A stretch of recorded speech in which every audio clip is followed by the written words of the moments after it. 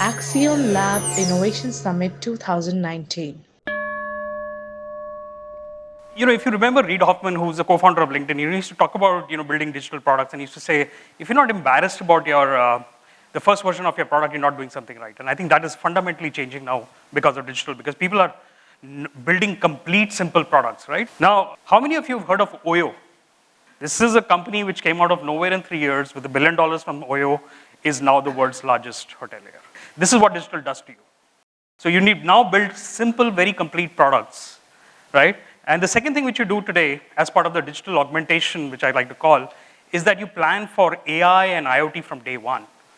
The third thing which I talk about is that you can't really build a modern day product leveraging Microsoft Excel, Word as a collaboration platform, right? I mean, there are much better platforms in the market today, purely from team collaboration perspective. And these collaborations are not just sharing files or exchanging messages over Slack. These are actual collaboration tools which go beyond just your engineering collaboration capabilities. The fourth point I want to kind of re-emphasize, I talked about it last year, and I know Accion Labs has very strong capabilities, is the whole impact of open source. Today, if you're building any web scale product, it's almost impossible to build it on commercial off-the-shelf technologies.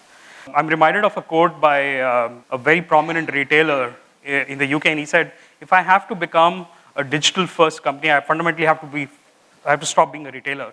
I fundamentally have to become a technology company. And that's very hard to do if you're being a retailer or a bank all your life. And that's how digital is profoundly impacting it, right? I encourage you all to explore some of these new technologies. Voice commerce, it's becoming already very big. Amazon Alexa has taken the commercial lead, although the accuracy of Google's is much better. These are the kind of capabilities that are getting added. But again, the UI UX is getting complex because of that.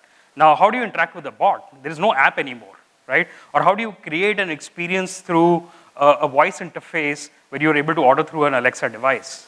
And again, digital product technologies. One of the things which we see, unlike the classic product management we had on the legacy side, is that architectures in the digital side, they change with the change in traction of the customers, right? So you don't need to build for scale from day one.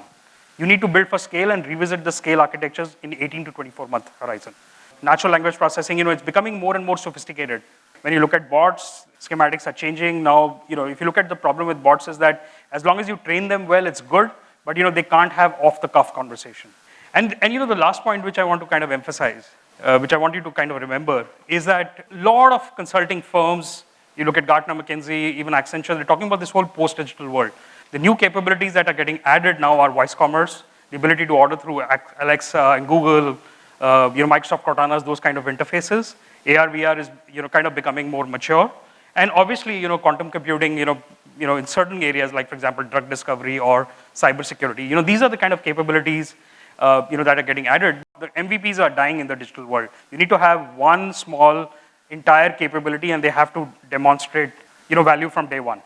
You can't ship unbaked products anymore. Okay, perfect. Thank you, everyone. Accion Lab Innovation Summit 2019.